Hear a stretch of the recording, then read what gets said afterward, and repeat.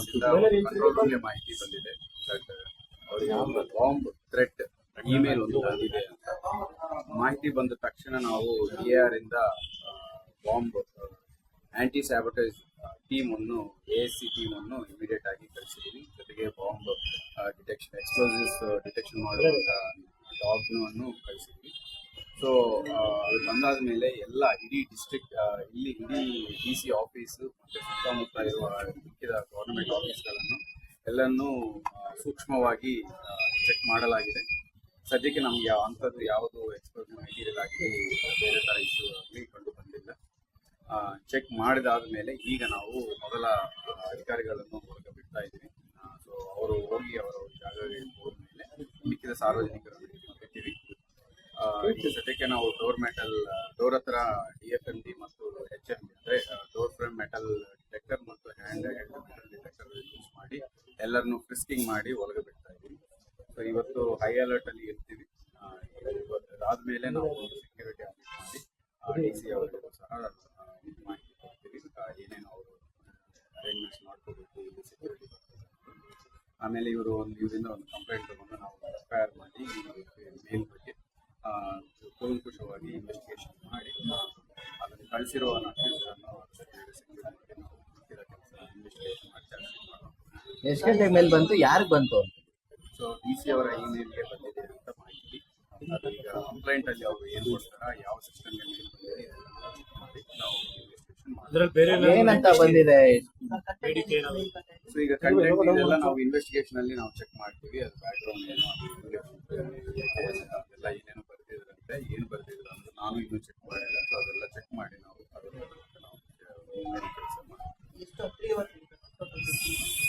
ಬೆಳಗ್ಗೆ 7 ಗಂಟೆಗೆ ಮೇಲ್ ಬಂದಿದೆ ಅಂತ ಮಾಹಿತಿ. ನಾವು ಇಮಿಡಿಯೇಟ್ ಆಗಿ ಸುಮಾರು 8:30 ನಮ್ಗೆ ಮಾಹಿತಿ ಬಂದಿತ್ತು. 8:30ಗೆ ನಾವು ಇಮಿಡಿಯೇಟ್ ಆಗಿ ಪ್ರಿನ್ಸಸ್ ಎಲ್ಲ ಸೆಕ್ಯೂರ್ ಮಾಡಿದ್ವಿ. ಅಷ್ಟಕ್ಕೆ ಇನ್ನೂ ಯಾರು ಬಂದಿರಲ್ಲ. ಒಬ್ಬ ಕಂಪ್ಯೂಟರ್ ಆಪರೇಟರ್ ಒಬ್ಬರಿಗೂ ಬಂದಿದ್ರು. ಸೊ ಅವ್ರನ್ನೂ ಸಹ ನಾವು ಆಚೆ ಕರ್ಕೊಂಡು ಮಿಕ್ಕಿದ ಜಾಗವನ್ನು ಸೂಕ್ಷ್ಮವಾಗಿ ಚೆಕ್ ಮಾಡಿದ್ವಿ. ಈಗ ಮೇಲ್ ಅಕೌಂಟ್ ಯಾರ್ದು ಏನು ಅಂತೇಳಿ ತನಿಖೆ ಮಾಡ್ತಾ ಇದ್ದೀವಿ. ಈಗ ತನಿಖೆ ಮಾಡ್ತಾ ಇದ್ದೀವಿ. ಆ ಮೇಲ್ ಬಂದಿರುವ ಹೆಸರು ಮತ್ತೆ ಯಾವ ಕಂಪನಿ ಇಮೇಲ್ ಇಂದ ಬಂದಿದೆ, ಯಾರು ಬಳಸಿದ್ರು, ಇದೆಲ್ಲ ಚೆಕ್ ಮಾಡಿ ನಾವು ಮುಂದಿನ ಕೆಲಸ ಮಾಡ್ತೀವಿ. ಸದ್ಯಕ್ಕೆ ನಾವು ಈ ಕಾಂಪೌಂಡ್ ಅಲ್ಲಿ ಇರುವ ಎಲ್ಲ ಆಫೀಸಸ್ ಚೆಕ್ ಮಾಡ್ತಾ ಇದ್ದೀವಿ. ಇದಾದ್ಮೇಲೆ ಇವತ್ತು ಇಡೀ ಟೌನ್ ಅಲ್ಲಿ ಮೇನ್ ಇನ್ಸ್ಟಾಲೇಷನ್ಸ್, ಬಸ್ ಸ್ಟ್ಯಾಂಡ್ ಆಗಲಿ, ರೈಲ್ವೆ ಸ್ಟೇಷನ್ ಆಗಲಿ, SP ಆಫೀಸ್ ಆಗಲಿ, ಕೋರ್ಟ್ ಕಾಂಪ್ಲೆಕ್ಸ್ ಆಗಲಿ, ಎಲ್ಲ ಬಿಲ್ಡಿಂಗ್ಸ್ ಒಂದು ಸಾರಿ ಮುಂದಿನ ಜಾಗ್ರತೆ ಚೆಕ್ ಮಾಡ್ತೀವಿ. ನನ್ನ ಮೇಲ್ ಬಂದಿರೋದು ಬರೀ DC ಆಫೀಸ್ ಮಾತಾಡ್ತಾರೆ. ಸದ್ಯಕ್ಕೆ DC ಆಫೀಸ್ ಬಂದಿರೋದು ಮಾತ್ರ.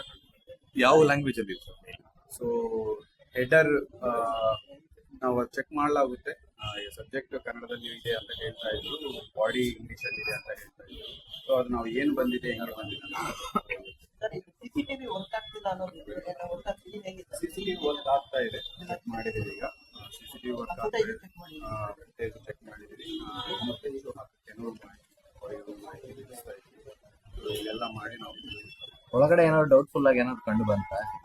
ಆ ಥರ ಏನು ಕಂಡು ಬಂದಿಲ್ಲ. ಸೂಕ್ಷ್ಮವಾಗಿ ಚೆಕ್ ಮಾಡಲಾಗಿದೆ.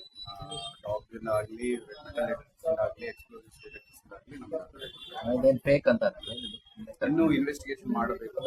ಇವತ್ತು ಇಡೀ ದಿನ, ನಾಳೆ ಬರುವ 2-3 ದಿನ ಹೈ ಅಲರ್ಟ್ ಅಲ್ಲಿ ಇರ್ತೀವಿ. ಸೊ ಯಾವುದೇ ಬಿಡಲ್ಲ. ರಿಲ್ಯಾಕ್ಸಿಟಿ ಆಗಿ ರಿಲ್ಯಾಕ್ಸ್ ಆಗೋದಿಲ್ಲ. ತಗೊಂಡು ಹೈ ಅಲರ್ಟ್ ಅಲ್ಲಿ ಇದ್ದು ನಾವು ಮುಂದೆ ಸೊ ಮೇಲ್ ಫಸ್ಟ್ DC ಅವರು ನೋಡಿದ್ರೆ ಅಥವಾ ಸೊ ಅವ್ರ ಆಫೀಸಲ್ಲಿ ನೋಡಿ ನಮಗೆ ಮಾಹಿತಿ ಥ್ಯಾಂಕ್ ಯು. ಅಫಿಷಿಯಲ್ ಮೇಲ್ಗೆ ಬಂದಿದೆ.